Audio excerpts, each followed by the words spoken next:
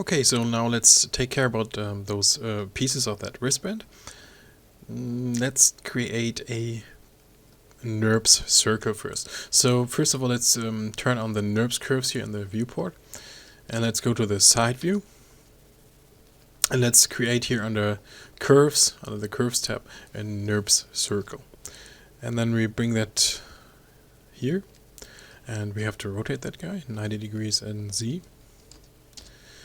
Then let's change the sections here to something like 12. Let's see if that works out for us. Let's give it 16 sections. Okay, 16 should be enough. So go to Control Vertex, and then we scale it out in Z first. Give it the right size. So let me bring it here on top of that geometry that we have. I think the size should be something like this. Okay. And now what we do is we take those control vertex or vertices and scale those flat.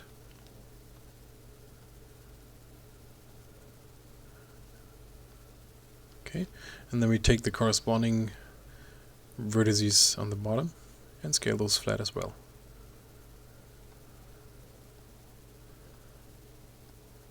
Okay, then we take all of those verts that we just scaled flat, and then we scale those out.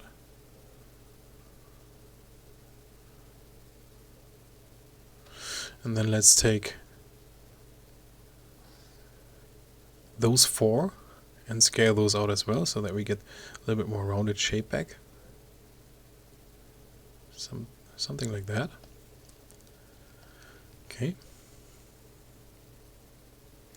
And let's select the object, and let's bring it somewhere where we can see if the height is too much. And that's what I thought. So if you take a look at that, so this has to be a little bit smaller. So let's go to Control Vertex, and let's select all of those. Let's scale those in.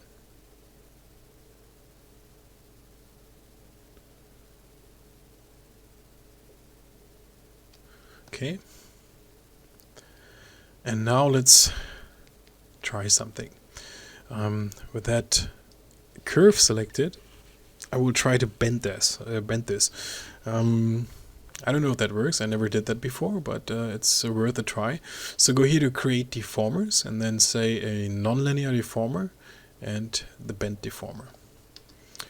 So now let me go to perspective view here, and let's check out how that bend deformer is sitting here. Okay, so if you go here to inputs and click on curvature, and then middle mouse and drag it, so okay, this is obviously bending in the wrong direction. So let's rotate that bend deformer. We need to rotate that guy 180 degrees in X,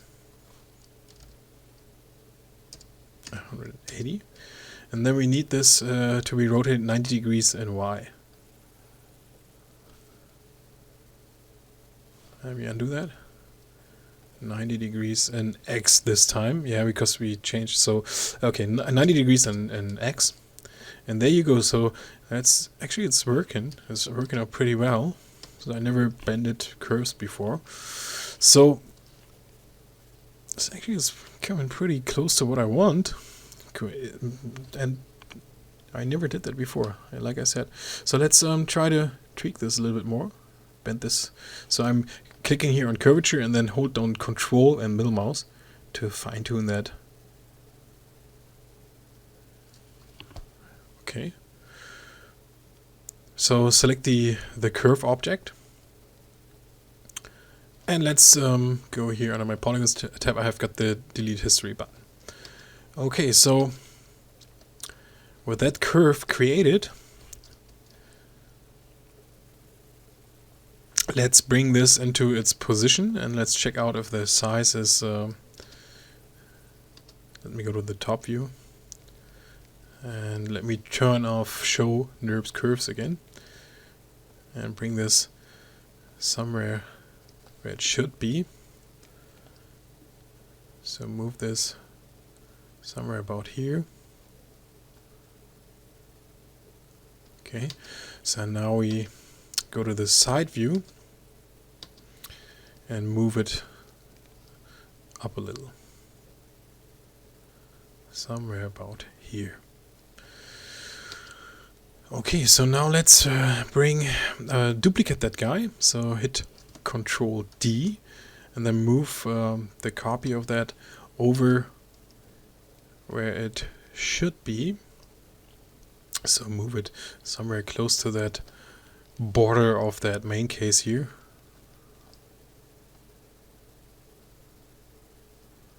Okay, so I think I'm going with this.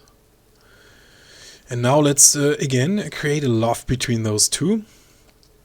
So select the first one, shift select the second one, and then go here under your Surfaces tab, go to Surfaces and say Loft. Okay, and it's not showing up because I'm still hiding those NURB surfaces. So when I turn that on, there it is. Okay, so let's take this NURBS object and let's convert this under Modify, Convert NURBS to Polygons options box. And it's still set to quads and count and 1000. So I think something like 600 should work fine. Let's try that. Okay, it's looking good. So now let's hide under here under your viewport, and let's hide those NURBS surfaces and NURBS curves.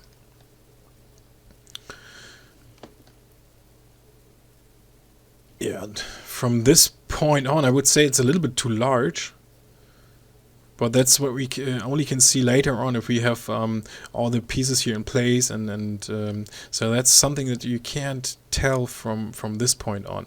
But okay, let's try to go with this one here, and again let's close those borders here, and we do the same method as we used with the other parts. And let's go to Edge, select that edge loop there, and then say under Polygons tab, Mesh Fill Hole, select that face here, and Edit Mesh Poke Face. With those faces still selected, we do the same stuff as we did before. Hit Extrude, and then click on that little blue box here, just click on it once, and then use the Scale to Center tool here, and we scale it in somewhere about here. And then we are inserting another edge loop close to that border here, somewhere about here. So let's select the object, smooth that guy out. Okay, so that's one half of it. Now we go to the top view. Before we do the same stuff on the other side, let's go in here and let's first of all, let me count some faces here. So it's 1, 2, 3, 4, 5, 6, 7, 8, 9, 10, 11, 12. So okay, we need to delete 6 faces here from this side. Delete those. Select the object. Bring the pivot here somewhere to the center. Hit D, V, middle mouse, snap it to there. So the scale is alright. So let's hit Control D. Duplicate that and scale that -1 in X, and then select both objects, combine those, and select the verts here in the center and say merge. And there you go. So we get the first piece done here, which is our main piece. And let's go in and smooth that out again. Check that out. And that's looking alright to me. Okay, so yeah, again, I'm coming here to the 10 minutes limit, and I'm gonna pause the video, and I'll be back to go on and finish the wristband up here. See you in the next one.